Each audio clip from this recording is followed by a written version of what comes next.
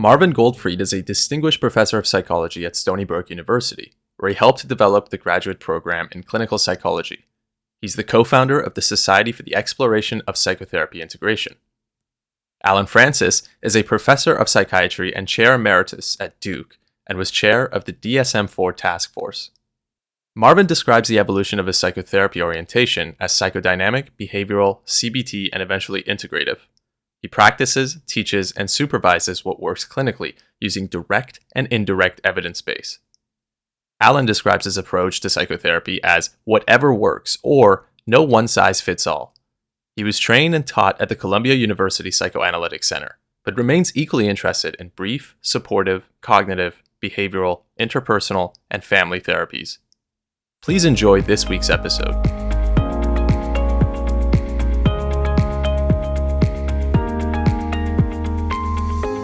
Good morning and welcome to Talking Therapy. I'm Marvin Goldfried and my colleague is Alan Francis. Hi, Marvin. Hi. So we're going to continue what we did in our last podcast, okay, of experience versus cognition or thinking. And I don't know if you've gotten back on to Twitter yet, but I did a Twitter poll. Did you see that? No, I'm off Twitter because of Elon Musk. Yeah. Anyway, what Twitter, I did was... I love Twitter, but I hate Elon. Yeah, well, okay. Hopefully that'll get resolved one of these days. Basically, what I asked was, given that increasing awareness is important for therapy, and given that corrective experiences that the patient has is important for change in therapy, if you had to pick one, which would you pick as most important? And the results, are you ready? The envelope, please. 3/4 said experience. And that's kind of interesting. You know, in a previous podcast, I mentioned that I did another survey in 1980 of therapists from different orientations like Hans Strupp and Lazarus and Merton Gill, and representing across the board. And they said experience and experiencing something new was really the essence of therapeutic change. So that's kind of interesting when you get people from different theoretical approaches agreeing, then it says to me there's a robust phenomenon. It's remarkable in a way how little this is translated into training programs. That the concept in psychoanalysis was initiated in the 40s by Franz Alexander, the corrective emotional experience. Yeah. But in my psychoanalytic training, it was never mentioned, and people acted as if the interpretation was the important thing. That's right. Conveying the insight is what mattered. The discussion of how the insight would translate into changed behavior and changed emotional feelings was never discussed. Yeah. Well, this is the meat and potatoes of CBT, particularly the behavioral component of that. And CBT people don't talk about experience, which is subjective. They talk about observable and procedural, which is exposure. But it's implicit in the exposure that something is going on experientially. It's an emphasis on objective versus what you could see versus what the patient is experiencing or feeling. One of the reasons why I like the concept of corrective emotional experience so much is that it's probably the best way of integrating different approaches to psychotherapy. That whether it's coming from intellectual understanding, insight, changed behavior, cathartic emotions that weren't previously expressed, that the common final pathway to change is going to be the patient experiencing something very different than they've experienced before, either in the therapy session or outside of the therapy session, or preferably both. Yeah. And every school of thought is just a means towards the same end of allowing the patient to experience things in a way different than they experienced them before. Yeah. No, I agree. although it hasn't been cited very much, we did some research study to show that when somebody does cognitive therapy for depression, and we used actual transcripts of cognitive therapy for depression done by Steve Holland and other people, if the patient shows emotional experiencing during the session, and there's a scale for that, there's a greater likelihood that the therapy is successful. Interesting finding buried in the literature, but it really, it just empirically supports what we see clinically as well. Marvin, does this awareness impact how you deal with first sessions and early treatment contracts with patients? Awareness? In other words, do you try to set up the concept with the patient that part of your work together will be to allow them to experience things in a different way? I don't use that necessarily, using the term experiencing. But I do say you'll need to do things differently. You'll need to take risks. That's the same idea. Yeah, because I think subjectively that they can relate to what a risk is, but they may not be able to know what's meant by experiencing. I mean, the problem with the term experiencing, and again, it's my continual lament of language describing therapy, is I think experiencing got a very bad rap in the 70s during the human potential movement. That's true. Everything was experiencing. As long as you have a new experiencing, they would say, that's okay too. So people would be in a group and they'd be in the middle of the group and talking and spilling their guts. And then nothing would be done with it. And the facilitator would say, well, that's okay too, as long as you have the experience. So the notion of experience for experiencing's sake, I don't think goes anywhere. Well, that's a really great point. I think that the idea of just getting your feelings out and everything's going to be fine can often lead to very bad experiences in therapy. Did I ever tell you my part in the expression experience when I went to Esalen Institute? Go for it. This is funny. It's hard for me to picture you at Esalen. It's hard to picture me? Yeah, were you in the hot tubs? Of course. Okay. Naked? You think I'd be in a hot tub with clothing on? But wait, there's more. There was the behavior therapy meeting in San Francisco. And I wanted to try out, seeing what was going on with this experiencing at Esalen. So I packed my suitcase. It was a two-sided suitcase. One side was much smaller than the other. And that was the Esalen side, because clothing was optional in the 70s. And in the other side, and what I wore at the conferences when I presented, was a three-piece suit with a vest. Remember vests? I finished that, changed my clothes after the meeting, flew down to Monterey, and took a taxi from Monterey to Esalen. Got there, and everybody was sitting on the floor, and the leader was up front, and they were just kind of like meditating and doing stuff. And it's like, I don't think I'm in Kansas anymore. This is so different. And it was very interesting. There was a lot of experiencing going on where people were very, very emotional and stuff came out, but then nothing was done with it. And then my own experiencing, I had a peak experience. I was batting something on a pillow and screaming and yelling and doing that kind of cathartic thing. And then when I was through, I was exhausted, and everybody in the group picked me, well, not everybody, but a bunch of people picked me up, held me over their heads, and took me out onto the balcony overlooking the Pacific.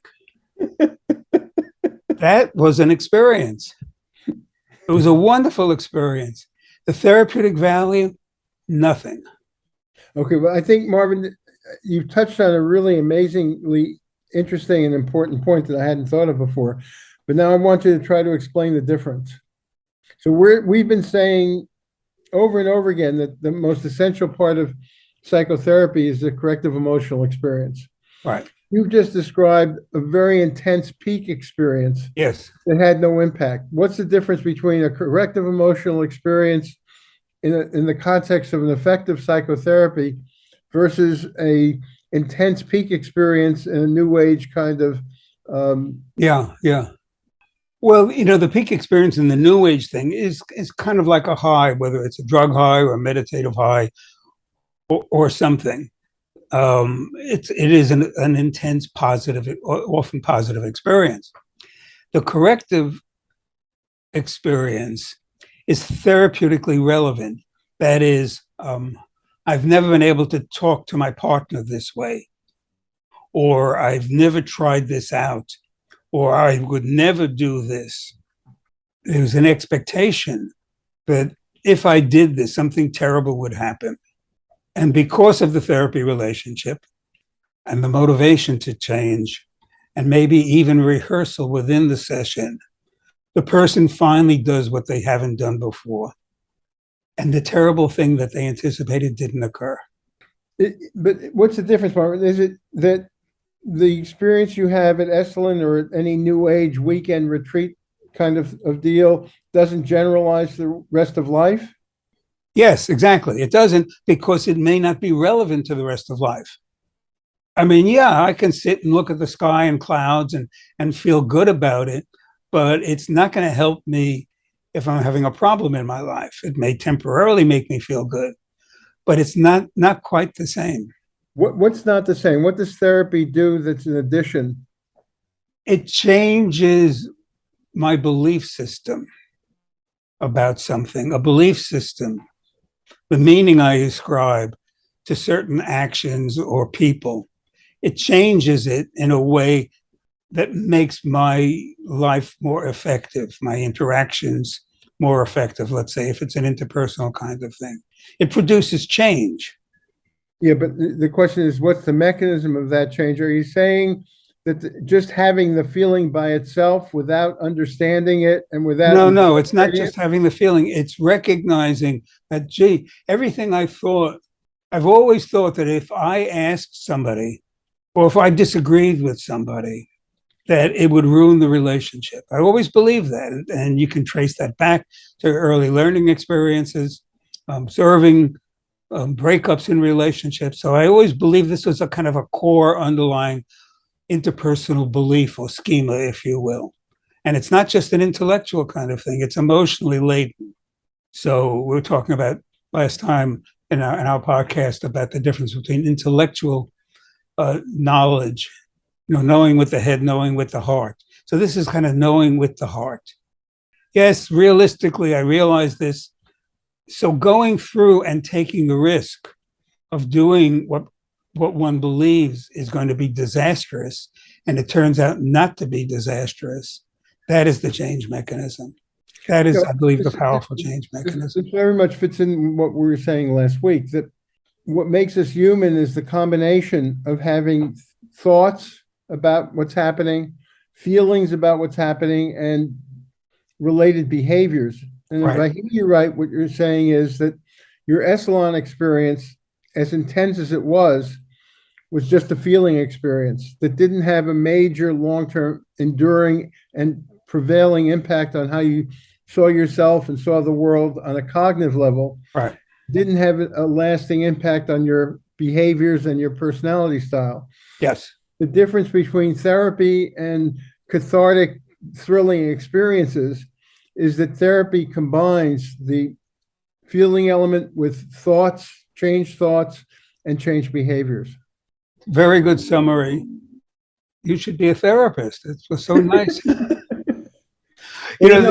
What you're saying also fits in with something that has been of great concern to me, because there's a lot now about the effect of psychedelic drugs on therapy, and studies, very weak studies, very poorly controlled studies, demonstrating the impact of one or another mind-altering substance on short-term PTSD symptoms, short-term depressive symptoms.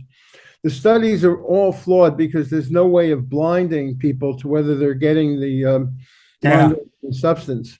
And so the expectations, the placebo effect, expectation effect is much greater in the people who get the active drug. And the therapists know exactly what's going on. There's very little is blinded in the treatments, and they get an enormous amount of attention in psychotherapy as well. But I'm wondering how much of what has been reported, and this is an area that's been hyped amazingly because there's a lot of money involved. The investors are pouring into opening up clinics, charging a fortune for these treatments. Based on very little evidence, it's become a very exciting money-making endeavor for the investor types. But I'm wondering how much of the positive result, and it's not a very strongly positive result, but how much of the positive result in these treatments comes from that feeling of exaltation that gives you a sense of catharsis, and I can really be myself for a short period of time under the influence of the drug, but not necessarily integrating that into long-term patterns of thinking and patterns of behaving. Yes. And really the issue here is a lot of stuff gets tried out because either it's available, one can earn money from it, one can enhance one's reputation, it'll do something.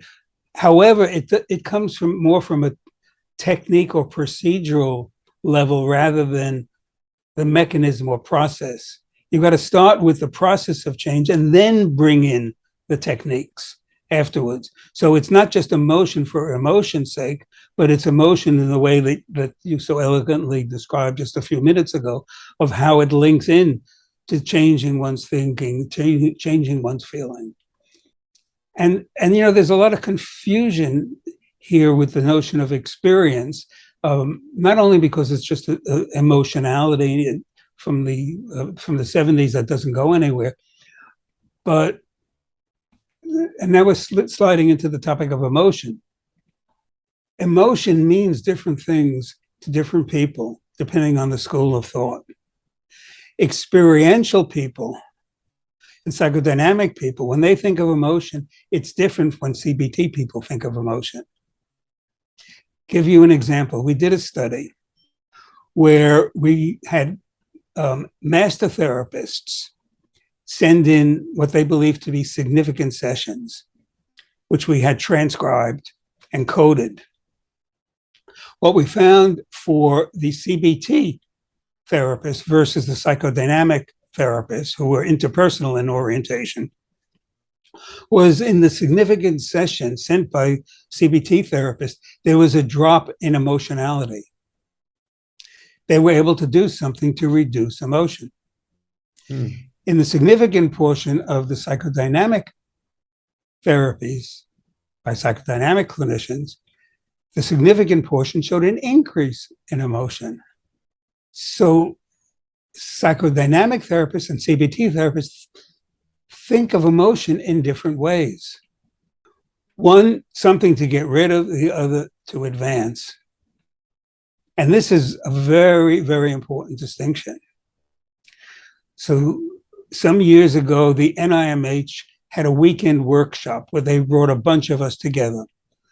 6 CBT therapists and 6 experiential therapists to talk about the role of emotion. And what we found out is we meant different things. CBT people were thinking about symptoms to be reduced, and the experiential people were thinking about enhancing emotion to get at schemas, to get at unfulfilled needs.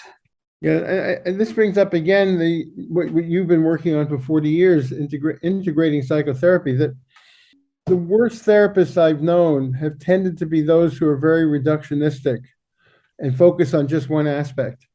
So you have the arid, very intellectual psychoanalysts that give these fancy interpretations that have very little to do with flesh and blood life.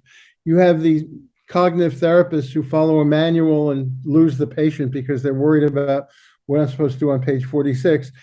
You have way too intellectual therapists from different schools. You have some therapists that are sort of echelon types, way too much focus just on get out the emotion. Everything will work out fine if you get out the emotion. And you have some behavior therapists who just focus on people as if they're robots, worried about manipulating behavior without thinking about what the person is thinking or feeling. Or getting them to say things to themselves without believing it. Yeah, the really good therapists are therapists who can think, feel, and behave at the same time, and can encourage their patients to think, feel, and behave at the same time, and try out from the patient's end new ways of thinking, feeling, and behaving, not just focusing on any one of those aspects. Yeah. Well, the interesting thing is, Les Greenberg was at this NIMH meeting, and he's very, very Gestalt and experientially oriented. And then he guest edited a session of a journal in session where he spoke about emotional experiencing. And the theme was sometimes you increase it and sometimes you decrease it, which is very, very different from the school of thought in experiential therapy, or CBT, which says, one says you increase it, one says you decrease it. So again, this is your theme, follow the patient, not the theory. Yeah, and if the patient thinks too much, you want them to feel and behave more. If they feel too much, you want them to think more. If they just behave without emotion and without thinking, you want to add those two components. So I guess the Greek model of the golden mean is something we're constantly striving for in our own behaviors and to help encourage patients with.